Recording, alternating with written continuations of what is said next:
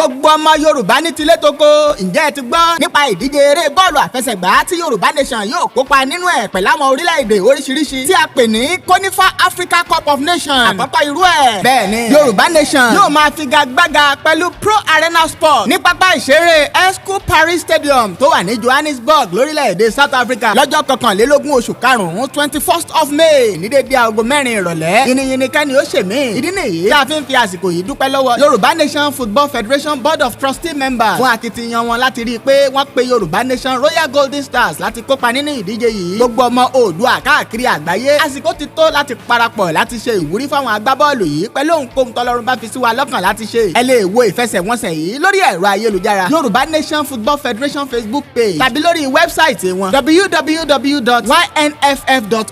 àgbájọwọ́ la fi ń sọ̀yà. ẹ jẹ́ àjọ gbárùkù tàwọn agbábọ́ọ̀lù yìí pẹ̀ládùúrà kí wọ́n lè gbégbá orókè gbé ògo Yorùbá Nation jáde. Yorùbá Nation á gbè wá o.